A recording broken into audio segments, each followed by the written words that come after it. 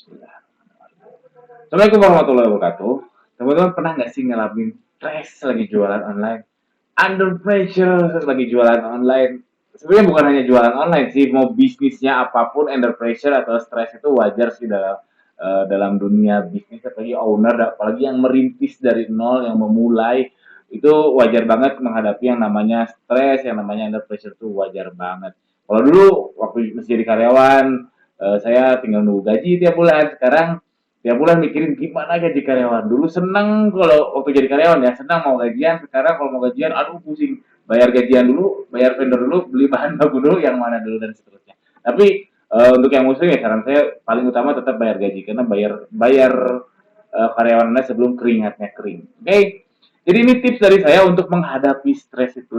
Saya pilah 5 tips yang saya lakukan yang alhamdulillah berhasil bagi saya. Mudah-mudahan buat teman-teman kalau diperhatikan berhasil juga. Kita mulai langsung. Pertama, olahraga. Yes, ini benar olahraga klasik sih orang bilang. Olahraga bikin nggak stres. Awalnya saya nggak percaya. Apalagi kalau saya ini kan kerjanya duduk terus teman-teman. Saya depan komputer, ya depan laptop aja.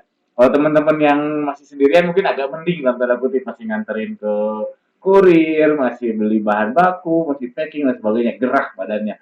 Kalau saya duduk terus, makanya badan saya ini gradually naik, naik tiap tahun. Tapi alhamdulillah sudah setahun ke belakang stabil karena alhamdulillah saya olahraga rutin. Jadi awalnya saya nggak percaya bahwa olahraga ini ngilangin stres, ternyata benar works kok.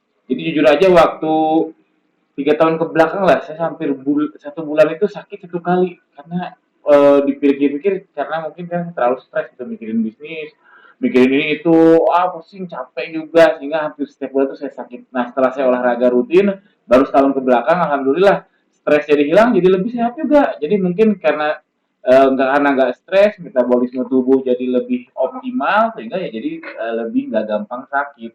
Makanya olahraga ya bikin sehat. Kalau nggak percaya cobain aja sendiri. Nggak susah kok. Kalau saya olahraganya biasanya sore. Sore dari jam 5 sore sampai menjelang maghrib lah itu ya paling setengah jam lebih dikit. Kalau saya olahraganya kadang lari, kadang lompat tali dan seterusnya. Alhamdulillah saya merasakan benefitnya. Silahkan cobain kalau nggak percaya. Tapi memang susah untuk konsisten itu. Yang kedua, cobain nulis jurnal teman-teman. Jadi kalau teman-teman waktu kecil mungkin ada diary, buku harian, tulis aja jurnal. Aduh saya nggak bawa jurnalnya ada di rumah. Jadi saya punya satu buku sebesar A5 gitu, beli aja di toko buku. Itu isinya buku harian saya. Saya nggak nulis harian, tapi ya itu jurnal namanya. Ini nggak harian ya. Kalau harian juga repot. Ini saya tulis apa yang ada di otak saya ketika saya lagi pusing sesuatu, ketika ada momentum yang bikin saya kesel dan sebagainya, saya ambil jurnal tersebut, saya tulis apa yang ada di otak saya tulis. Awalnya saya nggak percaya, serius. Awalnya saya nggak percaya apa sih tulis-tulis kayak gini nggak penting amat. Ternyata betul tuh relief stress. Itu betul relief stress. Mungkin karena setidaknya ya dari kepala dipindahkan ke kertas itu jadi lebih tersistematis, jadi lebih terurai masalahnya apa dan sebagainya sehingga otak anda menerimanya lebih soft atau lebih apa ya lebih mudah mencari solusinya. Kalau nggak percaya cobain aja. Dan saran saya kalau mau mulai nulis jurnal ya tadi itu satu nggak usah setiap hari sekenanya aja. Yang penting ada satu buku khusus jurnal. Lu tuliskan tanggal dan tempat. Saran saya itu. Kenapa? Jadi nanti suatu hari kalau anda sudah masa tua baca lagi jurnal.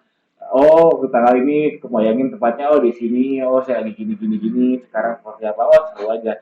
Jadinya kayak baca buku cerita kan seru banget. Apalagi nanti walau kalau kita sudah meninggal itu bisa jadi warisan juga buat anak kita, jadi anak kita bisa lihat kesuksesan ayahnya, bisa lihat kesalahan-kesalahan ayahnya, jadi bisa evaluasi. Harapannya ya jadi ilmu yang bermanfaat buat anak. Oke, ini dua nulis jurnal. Yang ketiga, cari suasana baru. Nah, buat anda yang masih di rumah jangan di rumah terus, sekali-kali ke kafe kayak kerjanya bawa laptop ke kafe, ke coworking space kayak atau ke taman kayak ke masjid kayak taman depan masjid kayak ke taman bermain anak-anaknya, terserah, cobain pindah-pindah. Atau pindah dari laptop ke PC ke laptop, hari ini kerja di PC, hari besok kerja di laptop, dan seterusnya. Nah, cobain kerja sambil liburan. Ini mungkin cocoknya kalau yang udah punya karyawan agak banyak ya. Kalau yang masih sendirian mungkin nggak cocok. Tapi intinya coba suasana baru. Suasana baru bukan hanya tempat, tapi device, pulpen. Cobain aja explore. Itu walaupun kesannya apa ya? Kesannya saya mengada-ngada, tapi cobain serius, harus cobain. Dan alhamdulillah jadinya saya pun kadang nyobain lah kafe di situ jadi lebih tenang, lebih ya lebih melihat mata lebih refresh aja. Jadi itu lumayan mengurangi stres. Walaupun cuma secuil, tapi nggak apa-apa. Yang keempat yaitu delegasi. Nah, ini faktor yang paling banyak ngebuat pebisnis stres ya. Bukan hanya pebisnis sebetulnya. Mungkin mahasiswa juga karena ngerjain semuanya sendiri, jadinya stres. Stres itu ya sesederhana satu orang ini Anda itu memikul beban dan nggak kuat sehingga jadinya stres. Bayangkan kalau bebannya dibagi dua. Nah, dibagi dua jadinya bebannya nggak terlalu berat. Nah, sesederhana itu jadinya nggak stres. Makanya delegasi. Nah, ini pertanda kalau Anda sudah merasakan hal yang seperti ini dan butuh di-share ke orang lain, ini pertanda Anda harus punya karyawan atau Anda harus mencari partner.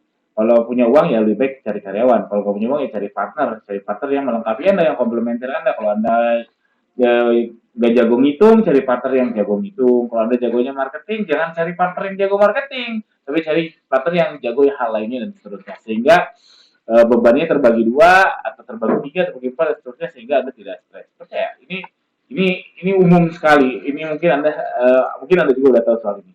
Lalu yang terakhir tips kelima untuk menghindari stres ya bersyukur. Ini last but not at least itu bersyukur. Syukur itu ya kita sedekah, infak, ibadah itu adalah bentuk rasa syukur kita. Jadi syukur itu bukan hanya terima kasih ya Allah atau ya Allah cuma berdoa doang enggak, tapi syukur itu kita perbanyak sedekah, perbanyak infak, perbanyak ibadah, lalu perbanyak lihat ke bawah. Jadi kalau teman-teman di sini pebisnis itu sebenarnya harus bersyukur loh teman-teman. Anda dikasih kesempatan untuk memulai bisnis, kalau banyak orang yang mau pikir untuk bisnis juga enggak. Kenapa bisnis itu baik? Karena kalau banyak pebisnis yang negara makin maju atau populasi itu makin maju. Secara teori itu cuma 2% aja kalau di suatu negara itu jadi pebisnis, jadi negara maju. Nah, jadi kalau Anda adalah pebisnis, Anda adalah salah satu penopang supaya negara jadi lebih baik atau masyarakat lebih baik. Cuman hati-hati, jangan terlalu sering lihat ke bawah, karena pebisnis kalau terlalu sering lihat ke bawah jadinya cepat puas.